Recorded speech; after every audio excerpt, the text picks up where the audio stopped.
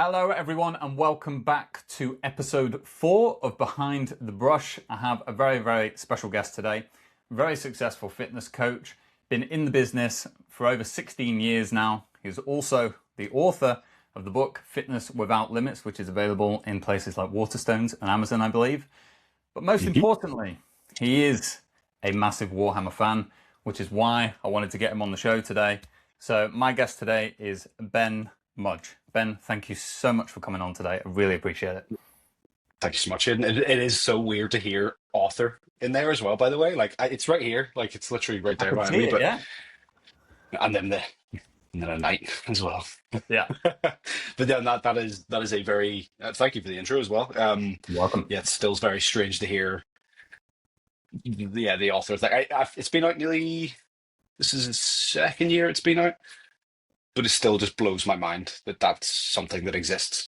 Which is, I don't think anyone ever. Never really hear authors talking about. They're like, oh yeah, I'm an author, and you're just like, that's a huge thing. That's a huge thing to sit down and do that. And it is, yeah, it was a very cool achievement, especially because I'm dyslexic. That's even better. Yeah, that's honestly the thing. I laughed at my mum, be like, I bet you out of your 3 kids, you did not expect me to be the one that writes a book. She's the one that had to sit with me and do my English homework and all that stuff. And she's like, oh my word, this is going to be an uphill battle. But yeah, it turns out if you if you get the right people behind you and you have the right support and you have the right systems, then it just shows you that you can. Sounds super cheesy, but you really can do things that you didn't expect of yourself. And this is like a perfect example of that to me nearly every single day. So hearing it is still very weird. It's cool though. Very cool. It's awesome, I mean, it's fitness without limits, but it's also writing without limits, apparently, because there you go, you had dyslexia and it didn't stop you from doing it. So, and you know what? The hardest part was recording the audiobook. Like the audiobook was really hard. Difficult, like trying to get the right tone or right pitch. Dude, that was probably the part of the process I was the most nervous about because again, you like how often do you read out loud? Like you don't read it. Like other than in English class in school, which was a moment that everyone was terrified when it got to you and you had to read out loud. Yeah, you don't really read out loud too often, so having to do that and then also getting the right tone across, the right empathy, all that. It was a really cool process from start to finish. But how are you? What are you working on? We obviously started before we started recording. I was getting you to go through all of your Warhammer because that's what we do. But what are you working on at the moment? Well, in what sense? Well, you're obviously 40K. Have you ever dipped into AOS? Very briefly. I've got a couple of I've got sort of this guy that I need to paint. This dude, this chap, need to do Bastion? him. Oh, yeah, Bastion. Great model, right? Beautiful model. Yeah, the AOS sculpts are incredible. They're insane. Yeah. So so your Templar army, right?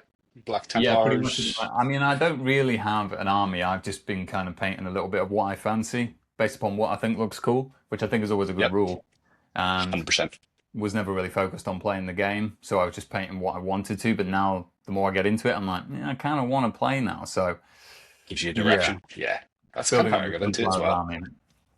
Yeah, that's exactly how I got into it. And I think that honestly, that is, I think, the best way for people to get into it is just like, look, rule of cool. What do you think looks cool? Doesn't matter about the rules change, the aesthetic doesn't know the model's still always going to look like that, regardless of the rules that are attached to it. Yeah. If you lean into that, I think you're always going to enjoy the hobby. And then you've kind of done what naturally happens where you're like, oh, I kind of like this aesthetic as an overall. I would love to see what a lot of these guys would look like. Yep. And then that's where the game, then that's very similar to me. I didn't play games I've been collecting since I was 10. I'm 36 now. It's a long time, been a while. It's been a while. Yeah, I have it's not in here at the moment because I was taking a photo of my first orc, which is usually on that bookshelf. And then my most recent orc, and not a bit of a difference. Yeah. A bit. Yeah. 10-year-old me looked like they painted in the dark, to be honest. Yeah. But it's a good start. You can kind of see where the details are. It was before metallic paints. Yeah, I could see it. But yeah, it's it's such a good hobby. It's incredible, absolutely, mate. Yeah. That was kind of my first question. I basically wanted to know how how you got started in the hobby and how you've been doing it. Yeah, so my dad was what got me into the hobby, not necessarily Warhammer, but just miniatures in general. My my room had, Lancaster bombers with fishing wire attached to it that my dad had built and painted. We had little dioramas, he had little tanks, and I still remember this so clearly. He built like a diorama where the tank could go into this little cave that he made out of paper mache. Amazing. Like that was it. And then I don't know how I think there's one. I'm probably a lot like most people. There's a local Warhammer shop. There was one in Belfast in Yeah. a place called Castlecourt. If anyone's from Belfast listening to this, they'll know what I'm talking about. But it was just something you just always walk past, and I think most kids were just like, "What is that?" Like you could tell it was like it's because of the colors and stuff. And then that was what back in the early 2000s. So Yeah. the aesthetic for Warhammer was very bright and poppy. So it was like a real eye catcher for me. And then my cousin got I think it was the fifth edition fantasy box. I think it was fifth edition. And it had orcs versus the Empire, like cannons and stuff. And there was orcs that were riding boars, and he gave me one of those to paint. And that was the one I still have. Yeah. And then, yeah, Lord of the Rings came out at the same time. So, like, fantasy stuff was coming out, and I was getting really into that and finding out that, that was my jam. Like, I love Lord of the Rings. Lord of the Rings is I mean, oh, it's not on me. Where's my ring? Oh, oh, oh, it's in the other room. It's in the other room. I was recording and it always interferes with the microphone. So, yeah, I've got Do you the normally one wear ring. the one ring every day? Hold up, 2 seconds. I feel Gotta naked. get I feel naked without it. My get it. precious. It's going to come back invisible. Can't I'm see back him. already. Yeah, he's already back in the room. Yeah, this is. Oh man, that's incredible. I love Lord of the Rings. It's one of the great, probably if not the best trilogy of all time. That's amazing. That's really, really Oh cool. yeah, genuinely feel like naked without it. There we go. There you go. Now There it's we back go. to normal. No, I feel better. Oh, Yeah. genuinely, like that's it's so funny because that's obviously the whole thing about it. But whenever I don't have it, I'm like, whoa, what the What's it ring? like? But yeah, as I said, when I'm recording any of my videos, because the mic either sits here or here, this Yeah. thing constantly jangling hits off the microphone, and it's a bit of a pain. But no, so yeah, that's how I got into it. My dad was kind of the catalyst for it, and my cousin, and then I said Lord of the Rings came out, and then at the same time as Lord of the Rings coming out, there was those magazines which you ordered from like news agents, Yeah, I know and that ring. yeah, you got like Frodo, you got the Moria goblins, you got the Warriors of the Last Alliance. So I got a bunch of those. In fact, funny story, I actually worked in the news agents that we got it from when I was a kid. I ended up Nice. working there, and I found the book where every morning or every Saturday or Sunday, you'd have people who had their regular papers, and you'd have their name and you'd cross them off. When I was going through that book, I discovered my name with the Lord of the Rings magazine. That's how old that book was. And you Wow. can still see Ben Mudge, Lord of the Rings magazine, and then Adam Davis, my cousin, Lord of the Rings magazine. So So that was a cool. pretty cool moment. But that was definitely my introduction to it. And then obviously back then you didn't really care whether you were collecting fantasy or 40k or Lord of the Rings. You were just, what's cool? Like, what Yeah. is a cool thing that I want? And that's pretty much how I got into it. And then periodically throughout my life, obviously, I'm sure a lot of people can relate to this. You don't really feel cool collecting Warhammer when you're a Mhm. kid, like especially during your teenage years. I still did, but I hid it from. It's like my little secret that I kept from everyone. I still remember Yeah. being in the Warhammer shop and all the popular girls from school walking by me, just being like, "Oh, I've suddenly got to get something on the floor." Yeah. It's just like I literally hid from them, which in hindsight, you're like, "Oh, come on." But yeah, it's one of those things. It's always kind of dipped in and out. But over the last 10 years, maybe it's been very consistent. Yeah, I don't think there's been a month or probably like every 2 week period where I haven't painted or engaged with it in some capacity. Yeah. But yeah, I mean, flip me, what a great hobby. And now my nephew's getting into it, which is Ah, that's fantastic. it's the best, man. It's so good. He's not just obsessed. He's like, I've got 13 models. And he's trying to tell me them. And he calls all Space Marines War Machine. So I was just Excellent. like, yeah, they look pretty close to War Machine. Yeah, that's Yeah. close enough. But yeah, Oh man, that's amazing. yeah, So it's the you best. obviously you've been in it a long time. Like for myself, I've not been in it that long at all. I discovered it much Hmm. later. But what you said there about, when you were a kid, it was kind of like one of those things. It didn't seem maybe as socially acceptable as it seems to be now. Didn't seem as Yeah. cool, does it? Cool. Yeah, I think it's Whereas, yeah, yeah. now you've got, people like yourself, you've got people like Henry Cavill and all these sort of Hollywood actors and Just that put coming out. All of you a just sudden it's put me in cool. the same category. You just put me in Yeah, the same category as Henry. absolutely, mate. I'll take it. I'll take it. I'll take it. That's the big. It's just giving me all the compliments today. No, yeah, I think again, just when you're a kid, you just want to fit in. You just want to Yeah. fit in, and sports and all those things, which are obviously a lot of fun, but that's the cool thing. But obviously, then as you get older, you're just like, I don't care. It's like I'm just going Yeah. to do what I enjoy. If someone doesn't like that, then well, that's a shame that they don't have something that I enjoy. Yeah. So yeah, like I Exactly. I I love the fact that you've got into it now. Like, so it doesn't matter when you get into it. There's no I every time anyone gets into it or shows any interest in it, I'm just like, yes, good. Like this is It's I think spreading. such a yeah, it's such a healthy hobby. Yeah.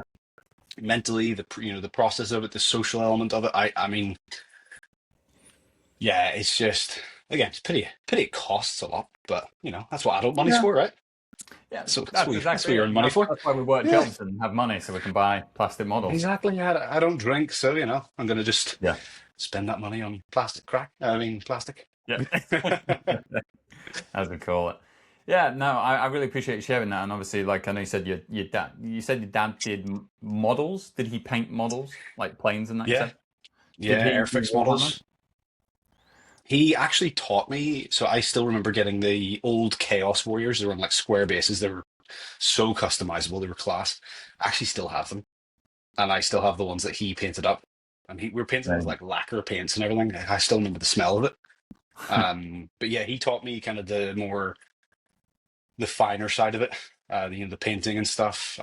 He helped me build all the models. But yeah, my dad was a huge element to me enjoying it as well, and he would take time to paint. And again, like as you grow up, you're like,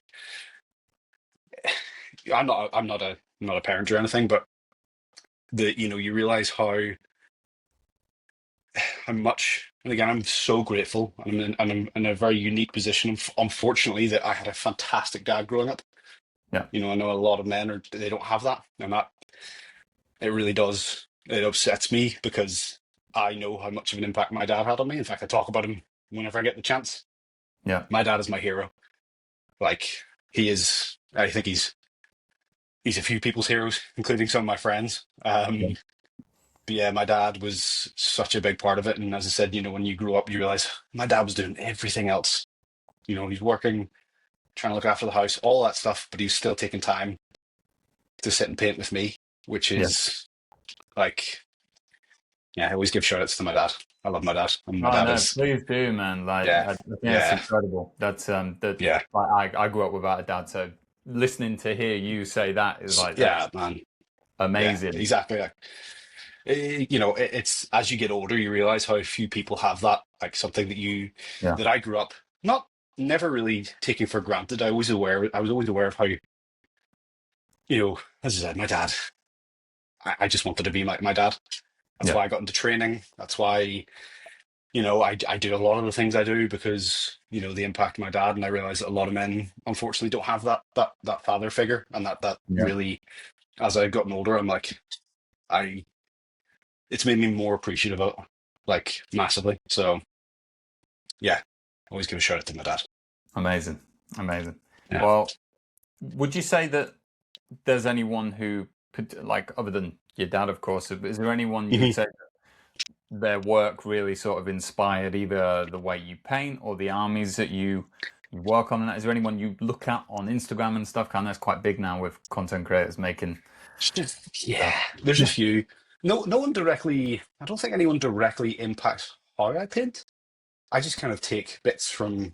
I'm always learning. Like I think that's why I've been coaching for 16 years. I've been training for 20 plus years. I think one of the traits that I've had that I see as a very good thing is I've got the inquisitiveness of a 4-year-old. I want to know It's a everything. great I want to quality. know why. Like, I want to know how someone's done something. I want to understand the process. So I'm always trying to find out, if it's something I'm interested in, obviously. Yeah. So people like one of my clients, actually, Fletcher. Fletcher, he paints for Tabletop Tactics. Amazing. He's phenomenal. And my client Sean as well, the Emperor's Paintbrush. I mean, I look up to them, but they're at a level that I'm like, it's like looking up to bodybuilders when you train. Yeah. Do you know what I mean? You're like, cool. I'm probably never going to get to that, but I'll, not that I want to be a bodybuilder, but Yeah. I'll get as close as I can with my own skill set. So they would be two people that, in terms of painting, I'm just always in. Just wow! Like the stuff they produce is just insane. Next level But in good. terms, yeah, oh man, like if you haven't seen them, I probably go and follow see both of them. them. You probably do. Yeah, go and do your eyeballs a favor and just look at their stuff. It is absolutely incredible. In terms of content creators, though, because that's kind of where I take a lot of my inspiration from in terms of how I approach things and No. how I try to make videos when I can. Ninjon would be one. Ninjon's one of my favorite content creators on YouTube. Yeah, you have to check him out. It's just his whole approach to making videos. Very, very good. Like, yeah, presenter. His videos are well crafted. Jay from Eons of Battle, another content creator that I would. And these are more YouTube stuff. Right. They'd be huge. Zorpadorp's an absolute animal when it comes to like creating scenery, and like, that's insane. He's been doing it for a long, long time. And then you got people like who don't necessarily motivate me in terms of a Warhammer side, but just something I always need to give him a shout out. Like Dave from Mini Wargaming, who was a client of mine for long, a good friend of mine, which Amazing. was crazy, by the way, because I've been watching his content for 10 years. Yeah, that's pretty cool. And I met him, and he was just as excited to meet me as I was to meet him. And I was like trying to play it cool, and he was trying to play it cool, and we're just like, Yeah. yeah, what's up, dude? Love you are Just cool at that point. yeah, I was just like, oh, no. And then he showed me around their entire studio. That was like a dream come true for me. Amazing. Yeah, there's just so many people. Like Squidmar's another one. Yeah. Squidmar videos are incredible. Very good. But yeah, like there's so many people I take little bits and pieces from them all, and then I said I think one of the best things you can do in this hobby is really push yourself. In fact, there was a conversation I had with Fletcher the other day about each new project. You try to push the boat out a little bit further and try and learn a new skill, Yeah. and look at the people who are good at that skill, and you just it's that cycle. What about yourself? Is there anyone that you find inspiring in the hobby? I There's mean, plenty of people I'm missing, by the way. there's funny enough, one of my clients actually. I don't know if you follow him. His name on Instagram is For the Imperial Greater Good. He was my first interview on. He does like the cleanest, nicest looking ultramarines you've ever seen.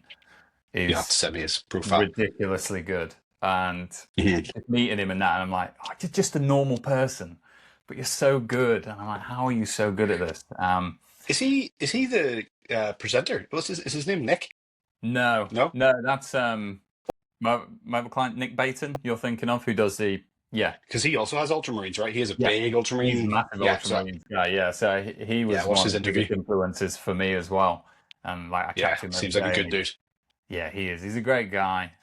Him and then like people like Infernal Brush, and I don't know if you've seen Infernal Brush and stuff, but they're just Yep. I love that heavy metal style of painting, and I try and emulate it, but in the end, I'm just like I'm never gonna be quite as good as those guys, but I can do the best I can. You know. That's all you can do. That's all you can do. And I said, I think you Exactly. shouldn't try to be, that's it's I'm sure you say this to your clients as well. You don't, people come into you and say, I want to look like this, I want to look like that. I'm like, cool, but you won't because that's them and you're you. Yeah. Don't try and be a second copy of them. Just be the most authentic version of you. But if you can pick little things up from them and that's how it inspires your painting, fantastic. And your painting style, like I feel like it does change over time as you learn more skills and you get better at the things you want to get better at. Yeah. I experienced that with the orcs I'm painting up for this new Armageddon box set. I've now dated the podcast. I apologize. The Armageddon 11th edition, but like the approach I took with them was very different to even how I did the orcs a couple months ago. So I did a Mhm. before you buy type box with the Beast Snagger boys, Cool. and even looking at how I did that, how I went about this one was so different, and I'm really really happy with how it turned out as well.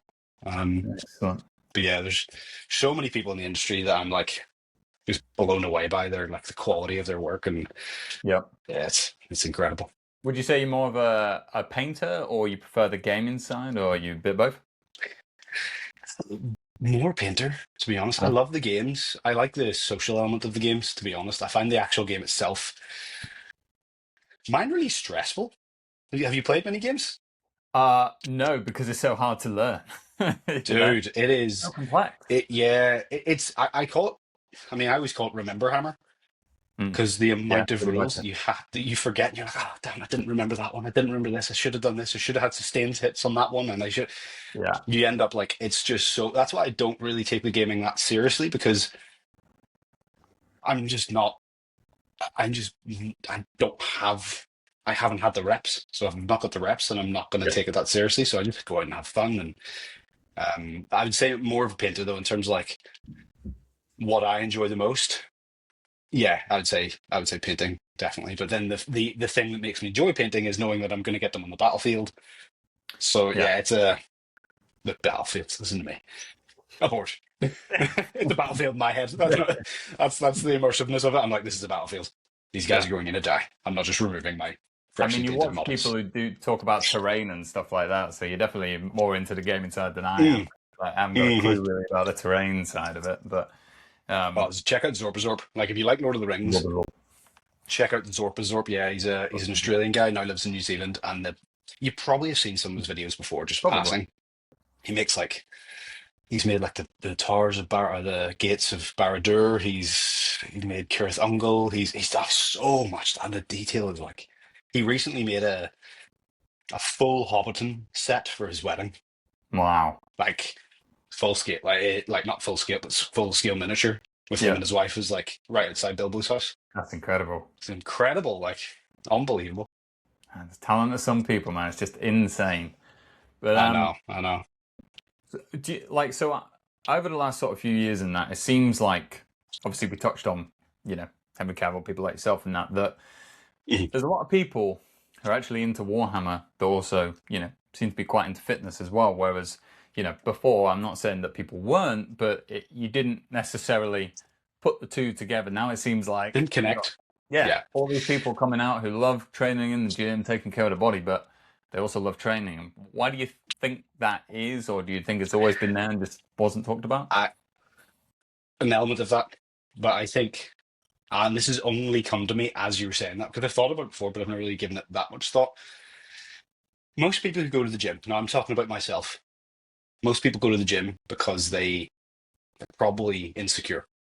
They Yeah, probably have something they want to work on. They probably have something that they're like, look, I want to do this. Now, again, that's maybe how it starts.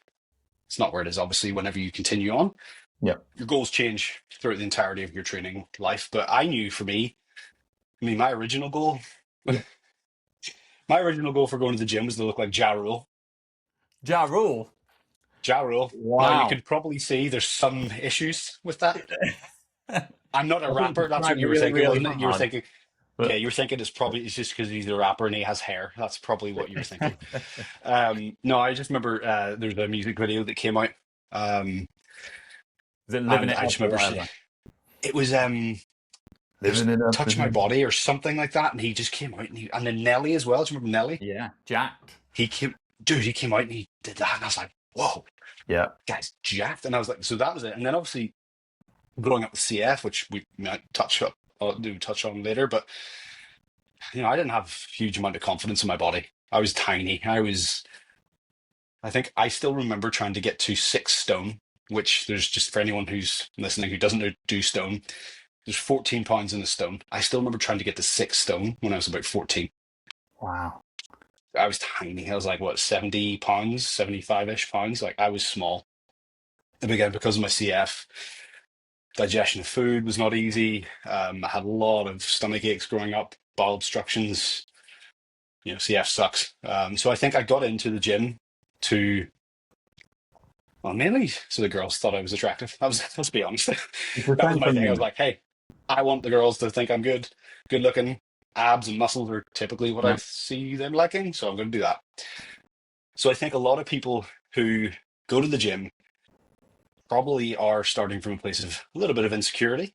And I yeah, think a lot of those people are quite naturally in those circles of them. Maybe they don't fit the kind of normal mold of everyone else. Maybe they're not that sporty, and they're maybe more into like nerdy stuff. I mean, Yeah.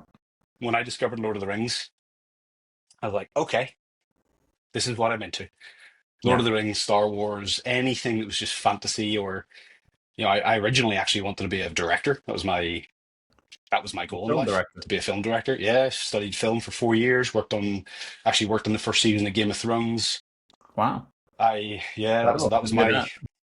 that was my goal. Yeah, and then CF decided that for me. That I was doing that work. I was doing all the work on Game of Thrones, and up very very early, leaving very late. Couldn't train, couldn't sleep, couldn't eat properly, and my health deteriorated quickly, like very very quickly, until I got actually hospitalized for the first time. Um, so yeah, it was a bit of a journey to get to where I'm at, but I think the correlation there is maybe people who are a little bit more nerdily inclined, maybe don't feel the best about themselves. They go to the gym, and then I think that's the kind of maybe the correlation I can see in myself Yeah. anyway. Um, but yeah, what about you? Have you ever thought about it? Like, Yeah. do you think I they're kind all of, hiding out there? I definitely think it's obviously becoming more open for sure. And Mhm. I was the same as you. Like why I started training, but I saw Chris Hemsworth in Thor, and I was like, I want to look like Hemsworth. Now I don't look like Hemsworth, but I was like, that's my goal to try Hey, and aim pretty close, towards. Dan, man. I can see the Thank you. arms. I can see the arms sneaking under there. You're you're, Cheers, you're buddy. keeping them hidden, but I gotta you got stay some. down here, so yeah. No, thank you. But that was like me because I was like I was the opposite of you, so I was an overweight kid. So I was Mhm, mhm. insecure in a different way, but I was trying to That's lose it. weight because I was the same, wanted to attract girls, never got any attention as a kid. So I was like, girls like ripped guys, don't they? And then that was what started it. But then you realize, as you said, there's so much more to it after that. And eventually it Yeah. doesn't even become about that anymore. It's a No. new thing that you're working Yeah. towards. Yeah. But I was gonna. It seemed to naturally lead into this. I wanted to talk to you about your cystic fibrosis because Mhm. I actually don't really know anything about it, and I think probably a lot of people maybe have heard the term, but they don't know what it is. Can you just give a bit of like an overview on what it is and how it's affected your life growing up with it? Of course. Firstly, I'm always weirdly glad to hear when people don't know about it, because it's an opportunity for me to spread awareness about it. And I think that is one of the most important things when it comes to an illness like this. So it's a genetic illness, so you can't catch it. It is both of your parents having one copy of the CF gene, and then obviously having children, and then the children either getting both copies or just one. So I have three. Well, it's three of us. There's my brother, myself, and my sister. My brother only had a copy, so he didn't have CF. I was the lucky one. I got both. And then my sister only got one copy as well. So basically, what it does, in a nutshell, I'll use a visual aid here. So this Mm. is your body. This is the mucus in your body. Okay. So the mucus in your body it's like the oil of a car. Okay, it keeps everything running smoothly. That's the way the mucus in your body works. Okay, and Yeah. move it around. Very free moving. People with CF change that out for like PVA glue, Right. wallpaper paste. So That's, every single process within the body is made to be that much harder. Digestion is a big one. It stops at some of us, and again, because it's genetic, there's lots of mutations of it. I have the most common mutation, and yeah, there's a myriad of things it affects, but one of the biggest things that affected me was growing up was my stomach. So I can't digest fats naturally. My pancreas produces lipase, but because of this lovely stuff, it can't actually get those digestive enzymes into my digestive tract. So it means that the fat in my body, when I'm eating fat, sorry, it just doesn't get processed. That not being processed causes a lot of pain, a lot of discomfort, and then for me, unfortunately, two massive bowel obstructions when I was a kid, which I didn't realize until I was older. But my mum was like, "I was pretty close. I was wow. a lot closer than we would have liked." It's where I learned the word what the word writhing meant. So when I was 8 years old, my mum, I still remember being in the hospital bed. I can remember it like a really weird memory. I can still remember the room. I can still remember the pain I was in, and I remember driving my heels like as hard as I could into the bed just to alleviate like the pain that I was in. And I remember the doctor coming in, and my mum said, "Yeah, he's writhing in pain." I was like, what does the word writhing mean? And she's like, What you're doing. what you're doing right now. And I was like, okay. And that was, yeah, that was a horrible experience. But the main way that unfortunately people pass away from CF, obviously with that, sorry, the putting on weight, surviving is pretty difficult, but luckily I have digestive enzymes, which actually came out in 1987, I think. So just 3 years before I was born. So I was, again, the timing of my birth was pretty good. But unfortunately before that, kids didn't make it to 10 because they just couldn't eat fat. Fat was just not part of their diet. And obviously, as a coach, you understand how important dietary fats are. Yeah. Like So the one yeah, thing you can't live without. exactly. Protein, carbs, you can skip by. Yeah. Fats are, yeah, they're so needed for every hormone in the body. Yeah. And yeah, so unfortunately, that was the death of a lot of young kids. And when I was born, actually, my parents were told, if I make it to 18, first of all, it wouldn't be a nice 18. It would be scraped to 18. And every room that I would have oxygen tanks. My mum and dad were told some horrible things when I was born. And I talk about it at the start of the book as well, which was really difficult part to read, to be honest. So yeah, but the main thing that does really hit people with CF is the lungs, because that mucus, that like thick and sticky mucus, is a fantastic breeding ground for bacteria. So if someone like myself gets a chest infection, those bugs get into my lungs, they sit in that mucus, and because it's not free and viscous like this, you get stuck there, and then it destroys that lung tissue. Then you get another one, you destroy more lung tissue, and more, and then you get this fibrosis is the scarring. So then your lungs basically scar up to the point where you need a lung transplant, and those are not just kicking around. Yeah. The complications of lung transplant are numerous. And you're not actually getting rid of CF; you're just restarting the timer again. So yeah, it's a scary illness. Very, very scary. And I honestly, to be honest, Aidan, like one of my biggest concerns about me talking about it in the back of my mind is people are going to look at me and go, "Well, it couldn't be that serious." It is. Like, it is serious. Like, it's a really, really serious illness that's killing people and has killed people way, way too young. You know, I'll just randomly it's slowed down more over the last couple of years because of the new medication we've got, but there would be a period of time where every month, someone my age, someone younger dies. Someone who I knew would die. It's scary, man. It's like, I'm not going to sugarcoat it. It's terrifying. Um, but yeah, it's a new medication now has come out, which has been life changing, like genuinely life changing. Like 4 years ago, 5 years ago, I wouldn't have been able to do this podcast without clearing my throat every 5 seconds. You would hear the wheeze in my chest. So even if you go back on my Instagram, you look back at 5, 6 years ago, you look at me and go, "He looks pretty healthy." Yeah, externally, probably.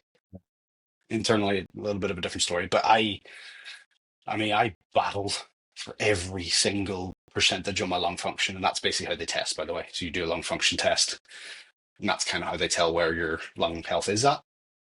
And I would battle, and I would work so hard to keep as healthy as I possibly could, to the point where I changed my career. As I said earlier, I changed my entire career to prioritize my health Yeah. and to help other people. And again, the part that I love about my job and what I do is, growing up, I didn't feel useful to anyone. I was not good at sports. I was not, my mum had to take me to hospital and make me do all my medication, and I felt like a burden, to be Yeah. completely honest with you. So now I have a job where I can help people. It's not what a burden does. That's not. Yeah. It's the complete opposite. So I have now got a job and a career and a lifestyle that helps other people, which to me is, we talked about motivation changing throughout the years. Originally, Ja Rule. Mm.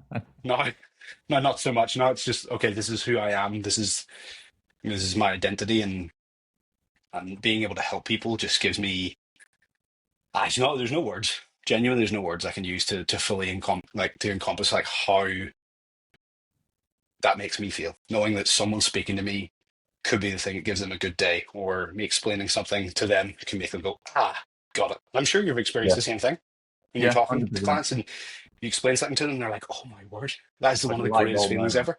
Yeah, it's amazing. So yeah, CF. You know, it sucks, but it's given me such purpose in life. In fact, I was asked the other day by a lovely girl who's doing a podcast, who's doing a 24-hour podcast for CF, and she asked me like, I think she said, "Could you summarize what having CF is like for you in one sentence?" It was really difficult. I was like, Yeah, I bet. I think it's the thing I needed in my life, which sounds really weird, but without it, I I just wouldn't be who I am. Yeah. You know, it's a part of me, but it's not a big part. You know, I don't overly this case explain to people who don't know about it. Love that. Like I'm all about that. And if me talking about it helps people, that's great. But I don't want to make it. I don't want to be Ben with CF. Yeah. You know what I mean? I get that. I just want to be Ben. I don't want anyone to look at me and go, oh, poor Ben. And no, Yeah. no, not per me. Like I'm good. Like yes, everyone deals with crap in their life, but I just know what mine is. I've got a Yeah. name to put to mine.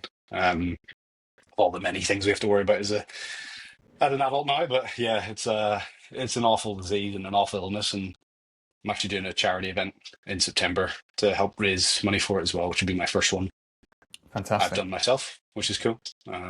Make Yeah, sure you give me so the details of that. I will do.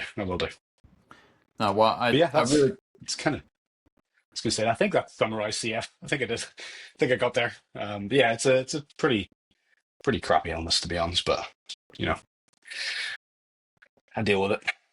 Nothing. yeah, There's literally no other option. There's no other option for me. It's just do what I need to do. Once I've done all the things I need to do, go and paint Warhammer.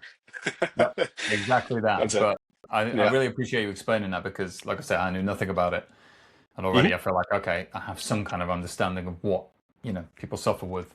But Yeah. what I think is so incredible is the fact that obviously you've taken something which was, you know, you would see as a negative and you've turned it into Yeah. something incredibly positive and it completely changed the trajectory of your life and to what you now 100%. do as a living. And I think that's phenomenal.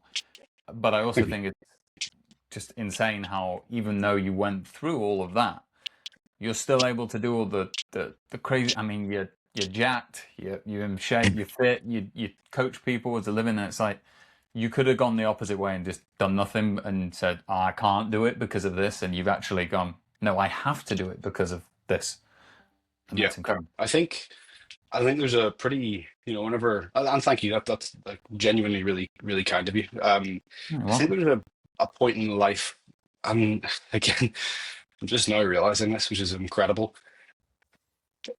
There's, I think, when you're like 18, you feel invincible. You're like, I can do everything. Mhm. And at that point, I had never been hospitalized for my lungs, so it was only my bowel obstructions, which again, I knew in my head it was like, okay, well, if I get my medication, my Creon, my digestive enzymes, if I can get that right, I can remove that possibility. Or if I don't eat certain foods, I can remove that possibility. That's cool. Yeah. Chest infections don't work like that. I walk past someone who's got a chest infection, they cough, I grab the whatever they're grabbing after, boom, there's a Yeah. chance I've got it. It's basically what everyone went through during COVID is my life.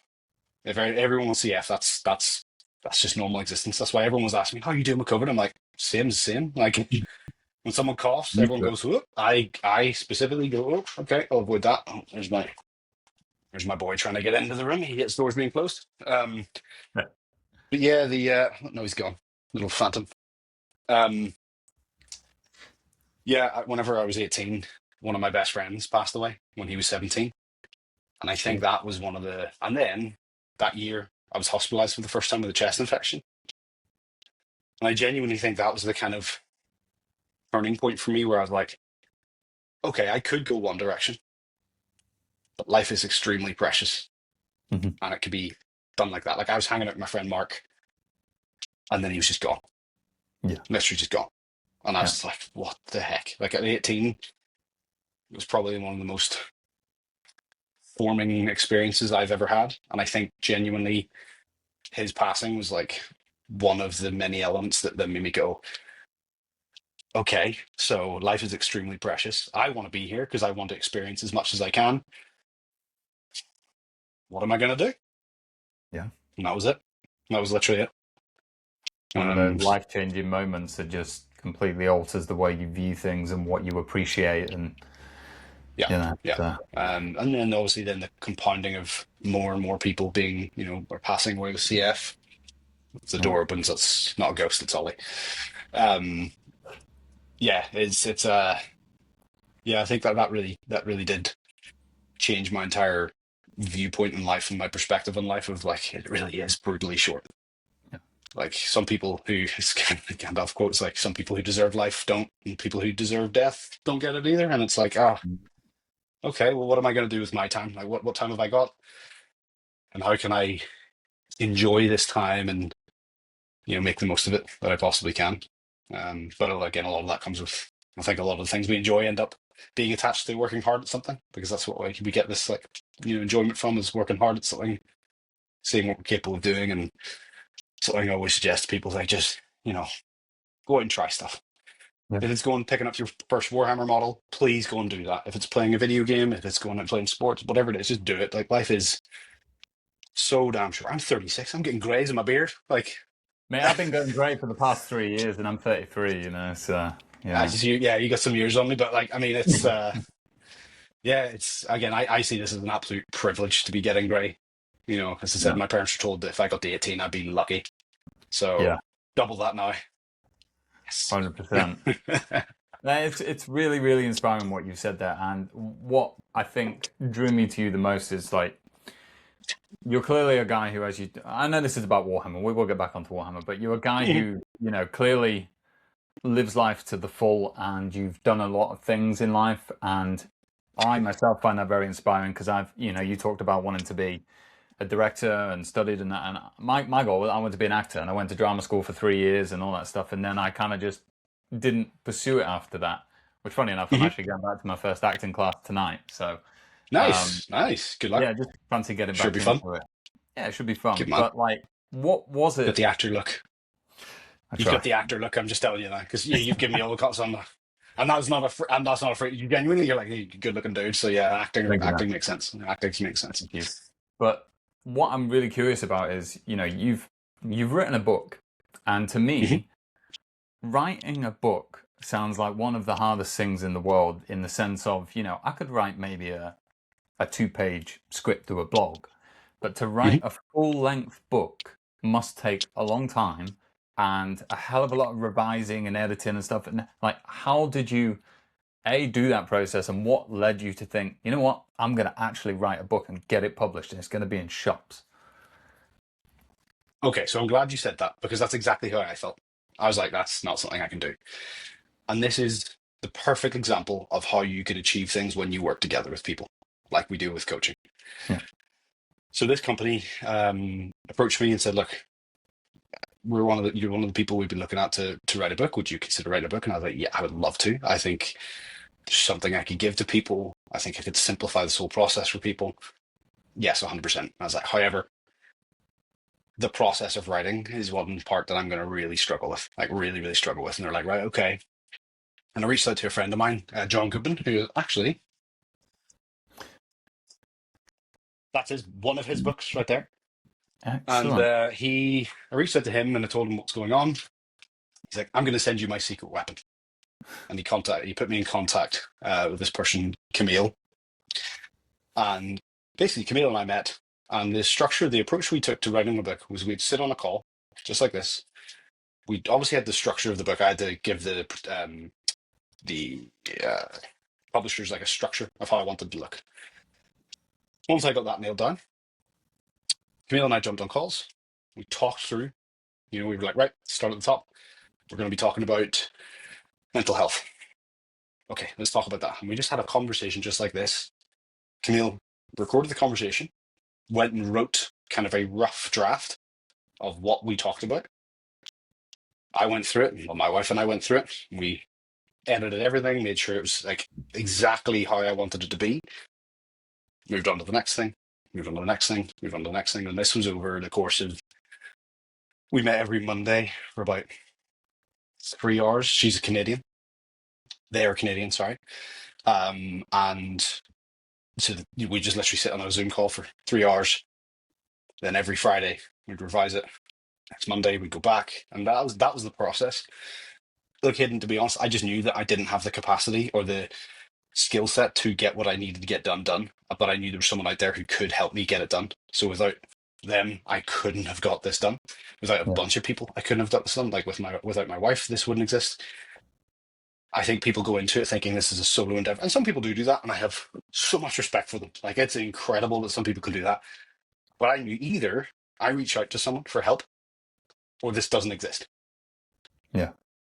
So I reached out to them, and I mean, the process was tough. I mean, don't get me wrong, it was tough, and there's a lot of, go back and forth and back and forth, and then the formatting of it and the photos, and that's my best friend took like this cover photo. All the images in the magazine or in the book are like my childhood best friend.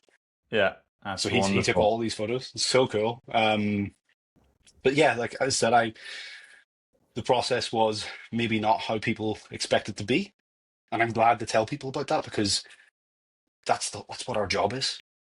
We know that if you get the average person say, what do you need to be doing to get in shape, to get to where you want to be? For the most part, they'll know. They'll be like, Yeah. okay, well, I need to move more. I need to probably train. I need to eat. But how? Yeah. Like, we know that writing a book is writing words continuously. continuously. It builds up. Exactly. But, our whole job exists on the premise that, look, you could do it by yourself. Maybe you couldn't. Genuinely, maybe you couldn't. But with someone else's help, you can achieve things that you never thought were possible. And that is the representation of it right there for me. So with the help of others, people can achieve things they never thought they could possibly do, including myself. Incredible. Well, I mean, it's a hell of an achievement, mate. I will be completely honest, I have not read it yet, but as soon as I come off this call, I'm going to order it on Amazon, because I appreciate it. Or wherever you get the most money for me ordering it, I'll order it from there. I think Amazon. I think it's not much, but it all counts. But and the thing is, like, it's an easy read. It's one I wanted to have that you could just flick through and pick out parts, and the whole point of it really is to just keep it simple. Like, this does not need to be this complex process that people think it is. Like, just do these simple things, and you'll be okay. And I'm really, really proud of it. No, you really, really should be proud, mate. And I appreciate you sharing the whole, process of how you do it. And I think a lot of things are actually more of a collaborative effort than people perhaps realize. And as we're both coaches, I think we both understand the fact that if you want to get somewhere the quickest, or you want to learn the quickest, the best place is to go to someone who's done the thing you want to do and learn from them. Like, when I got into painting, I was like, I want to get to the best level I possibly can. So I was asking everybody, messaging so many people in the DMs. I paid for private lessons over Zoom and stuff. I was like, I just want to get good at painting. What do I need to do? And that's the mindset I've always had about it. And I think you can apply it to literally anything in life, whatever you want to get good at. Or, as you said, you didn't think you could ever write a book. And maybe, Never. as you said, on your own, perhaps you couldn't have, but you had the right people. Jonathan Goodman wrote in Ignite the Fire, right? Yeah. Good book. Yeah. Great book. Helped me a lot. Very good book. He's an absolute gentleman. He's become a good friend of mine. A lovely, lovely man. Oh, well, I'll tell him he's a really, really cool guy. It helped me a lot when I started out. So really, really good. I will. I'll message him and tell him. Yeah. Oh, please do. Well, I know you got to be gone at a certain amount of time, so I've still got a few questions I want to ask, because I find you fascinating. Sure. I could talk to you all day. But Thank you. Outside of sort of, obviously fitness is a huge part of your life. That's very obvious if anyone follows your page. But outside of fitness and Warhammer, is there anything else that you like to do? Are you into music? I know you talked about being a film fan and that. What's your sort of hobbies outside of that? American football. American football. Really? Been it. Massive American football fan. I know way too much about American football. Like, if there was I was saying that we were joking. I was actually, a friend of mine who I worked with a long time ago asked me if I would apply for Mastermind, the TV show. Yeah.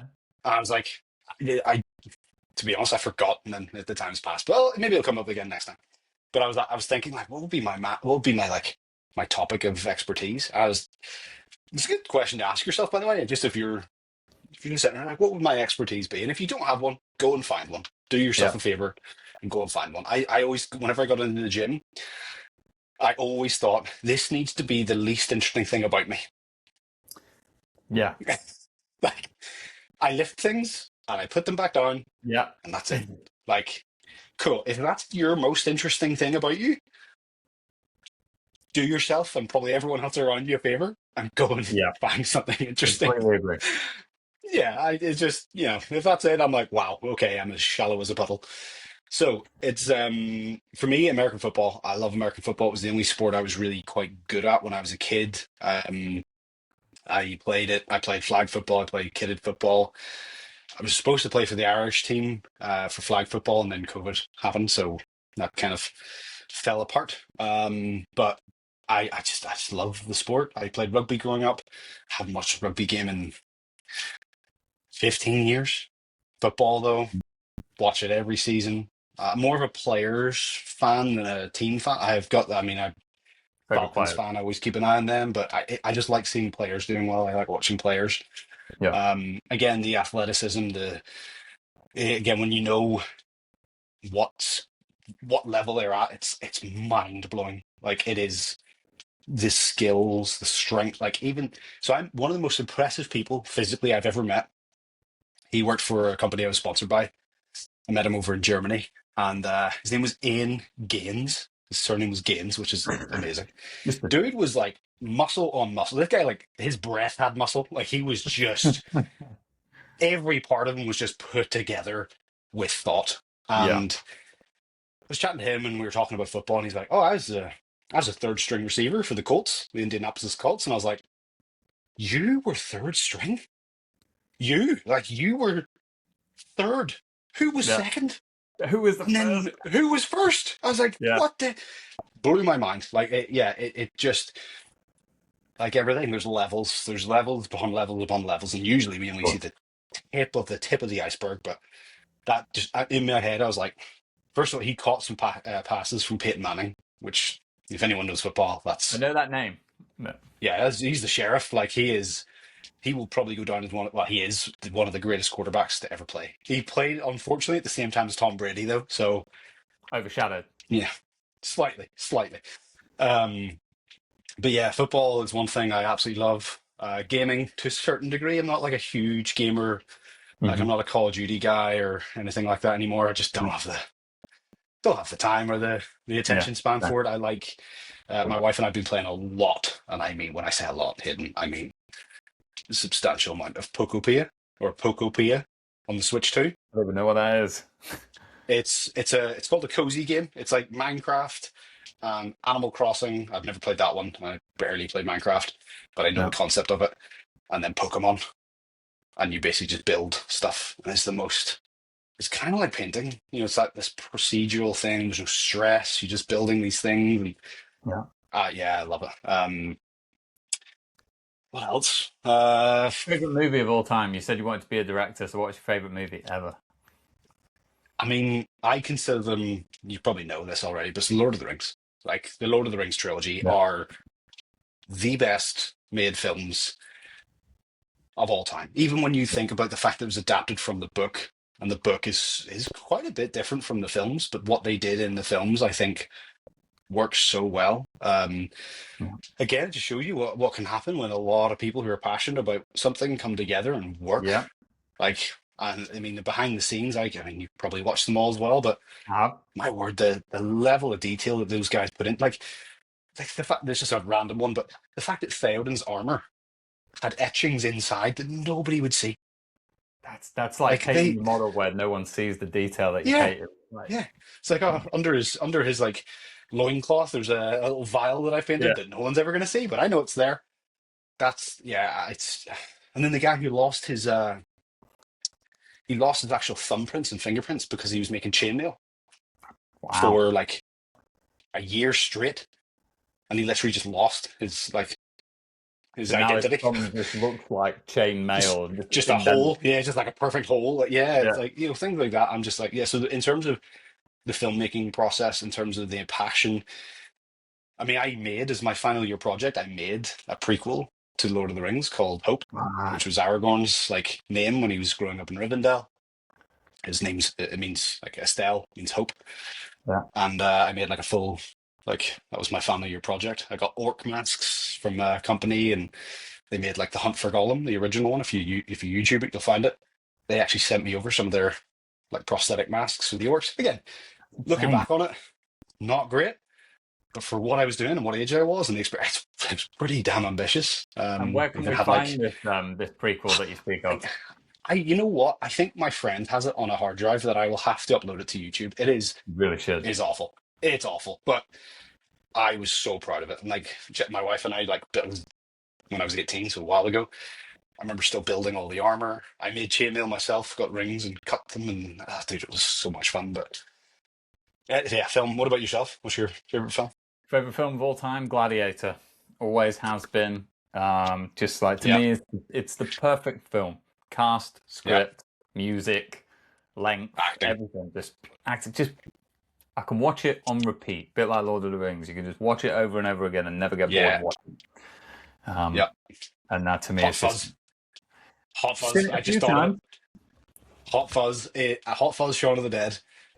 The Cornetto trilogy, not so much The World's End. The World's End's funny, but it's like when as a filmmaker, that I'm not, but like you watch that film, The Hot Fuzz and Shaun of the Dead, and you see how tight those films are.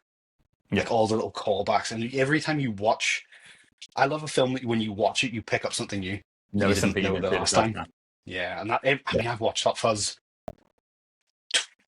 well over 20 times, yeah, and I still am like, oh my word, that's so smart! Like how they connected that and a little foreshadow. Yeah, it's amazing. Sorry, incredible. I'm just chatting and going off on tangents, No, but yeah, mate, it's absolutely fine. No problem. I just know you have to go. So, I all good. guess, like I say, I could talk to you forever, but I guess to sort of wrap it all up, and I appreciate you being so open and honest throughout this whole conversation. I've really enjoyed it. Of Um, course.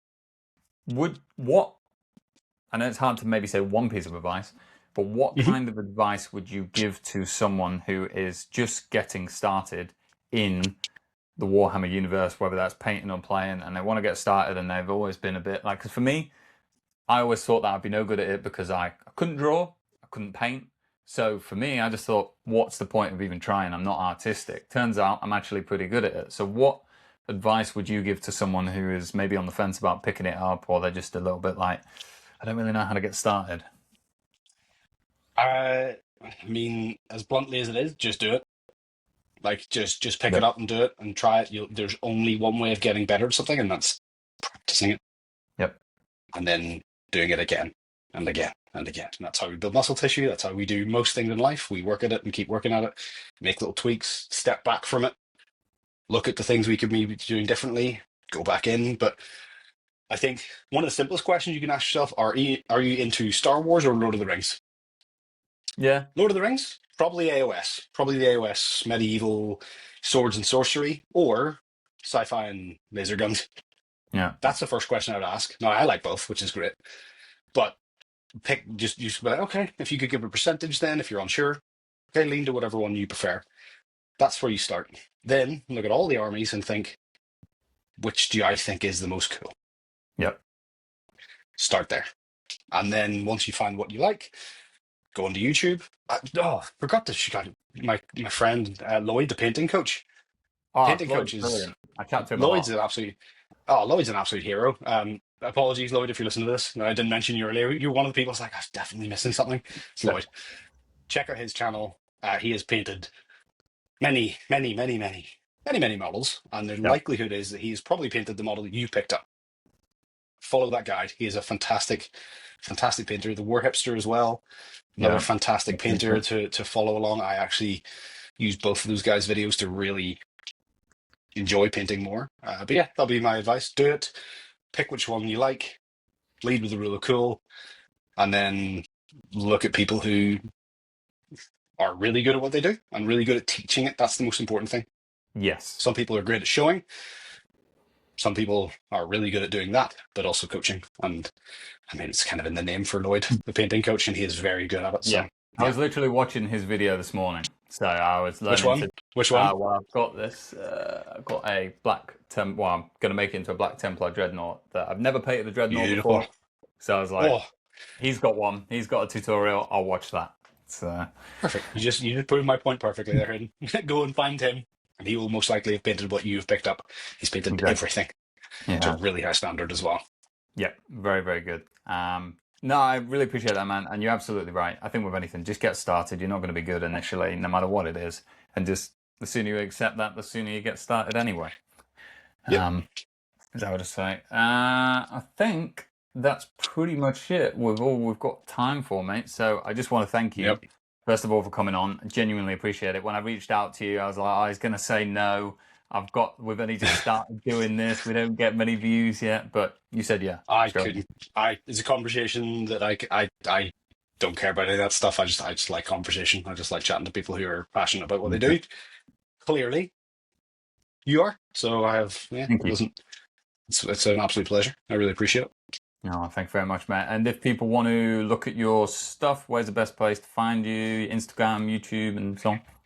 Yeah, so Instagram is if it's the more fitness side of things, Ben at Ben Mudge underscore. Ben Mudge has been taken and he has not used that profile in a long time, but whatever. I know it's a really rare second name, but someone's clearly got it. And then for more Warhammer stuff, literally more Warhammer. That's my tag on Instagram and then my YouTube channel as well. And today I'm going to be working on a video to hopefully get it tomorrow. So we'll see. We'll see how that goes. Fantastic. Well, I look forward to. I will definitely check out more Warhammer, and I will also check out your book. And if you haven't already bought Ben's book, go buy his book. I'm sure it's fantastic. I've never read it, but I'm sure it's good. So, Thank you. yes, we will end it there, mate. But thank you very much again, and I hope you enjoy the rest of your day, whatever you do. Thank you very much, Hayden. Appreciate it. Cheers, buddy. Thank you. Bye, mate. Bye.